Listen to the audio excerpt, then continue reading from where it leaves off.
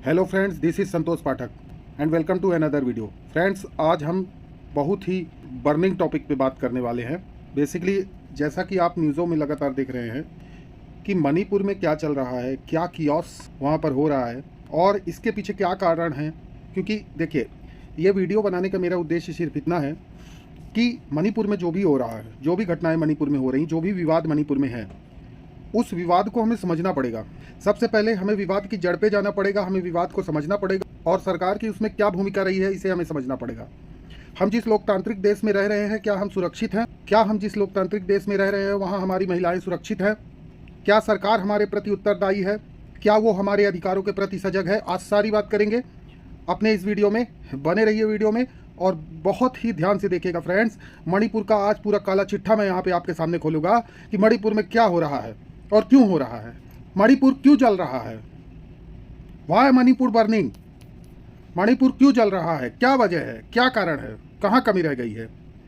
तो चलिए हम अपने वीडियो को स्टार्ट करते हैं। बेसिकली हम सबसे पहले इस पूरी घटना को समझेंगे, इस पूरी घटना का बैकग्राउंड समझेंगे कि इसके पीछे क्या बैकग्राउंड रहा है।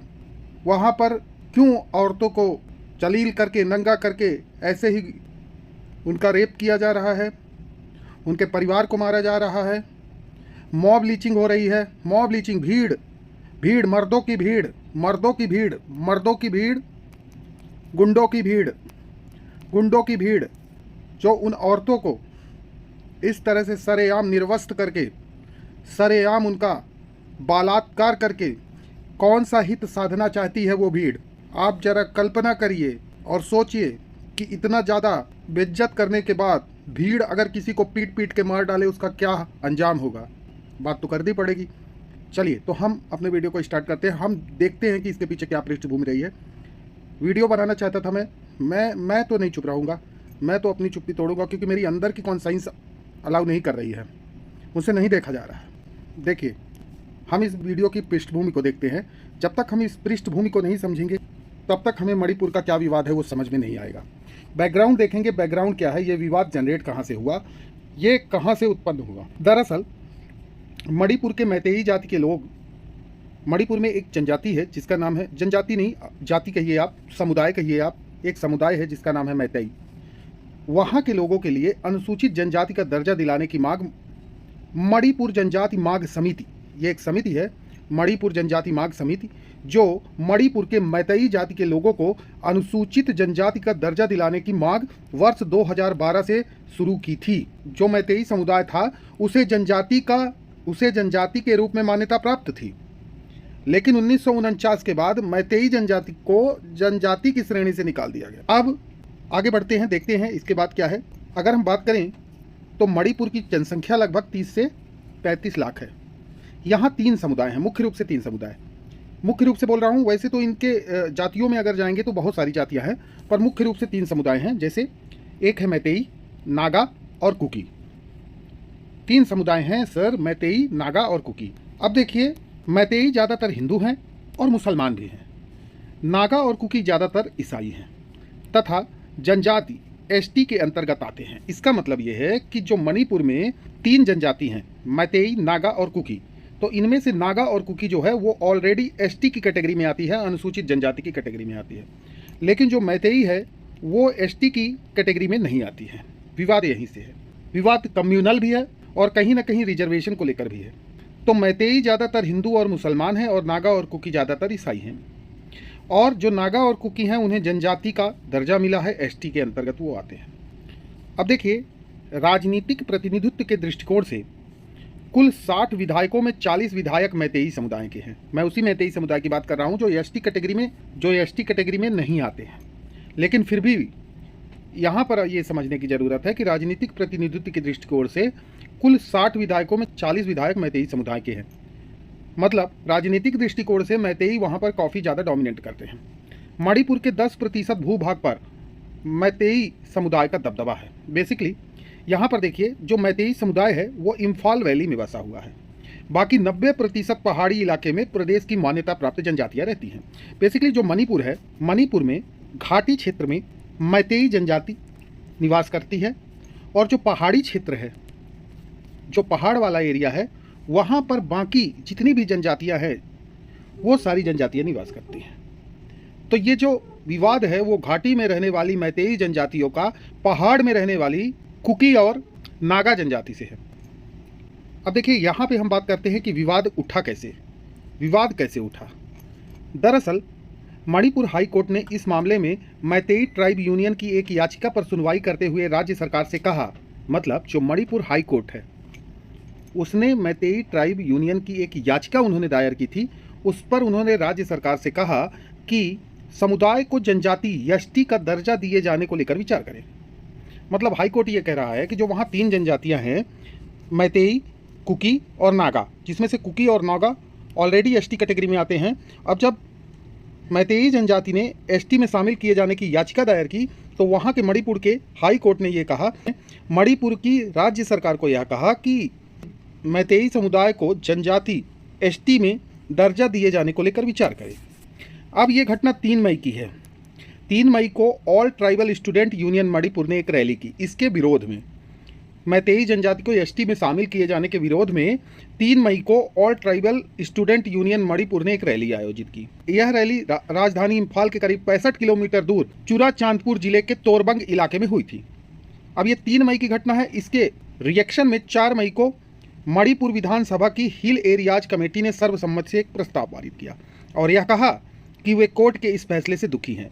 मतलब कोर्ट ने, मणिपुर हाई कोर्ट ने जो फैसला दिया, यहाँ पर देखिए, मणिपुर हाई कोर्ट ने जो फैसला दिया कि जो मैतेई समुदाय है उसे जनजाति के दर्जा दिए जाने पर लेकर विचार करें, राज्य सरकार को इंस्ट्रक्शन दिया। इसके विरोध में 3 मई को all tribal student union Manipur ने एक रैली आयोजित की और 4 मई को मणिपुर विधानसभा की हिल एरियाज कमेटी, हिल एरियाज मतलब जो लोग पहाड़ी में रह रहे हैं, और पहाड़ी में कौन रह रहे हैं? कुकी जनजाति के लोग रह रहे हैं और नागा रह रहे हैं, जो कि ऑलरेडी एसटी कैटेगरी में शामिल है। तो इन्होंने क्या किया, सर्वसम्मति से एक प्रस्ताव पारित किया और यह कहा कि वे कोर्ट के इस फैसले से दुखी हैं। किस फैसले से? मैतेई जनजाति को एसटी कैटेगरी में शामिल करने के फैसले से जो पहाड़ी, कुकी और नागा जनजाति हैं वो दुखी हैं। अब इसके विरोध में या इसके प्रत्युत्तर में मैतेई समुदाय की यह दलील है कि इस समुदाय को उनके पूर्वजों की जमीन, संस्कृति और भाषा की रक्षा के लिए मैतेई समुदाय को जनजाति का दर्जा देना जरूरी है। मतलब ये अपने आप को अनुसूचित जनजाति का दर्जा देने के लिए याचिका दायर कर रहे हैं, लेकिन जो अपोज में नागा और कुकी हैं, जो ऑलरेडी जनजाति के दर्जे में शामिल हैं, वो इसका विरोध कर रहे हैं। देखिए, बड़ी सिंपल सी बात है कि अगर मान लीजिए कि मैतेई जनजाति को आरक्षण मिल जाता है तो इससे घाटा नागा और कुकी जनजाति को होगा। इस कारण से, और इसके पीछे एक कारण भी है जो तर्क देते हैं, वो ये तर्क देते हैं कि ऑलरेडी जो मैतेई जनजाति है, जैसे मैंने आपको यहाँ बताया कि जो मैतेई जनजाति है, राजनीतिक दृष्टिकोण से अगर आप देखिए तो राजनीतिक प्रतिनिधित्व के दृष्टिकोण से 60 विधायकों में 40 विधायक मैतेई समुदाय के हैं और मणिपुर के 10% भूभाग पर मैतेई समुदाय का दबदबा है। सिर्फ एक समुदाय, मैतेई समुदाय, मणिपुर के 10% लैंड पे उसका दबदबा है।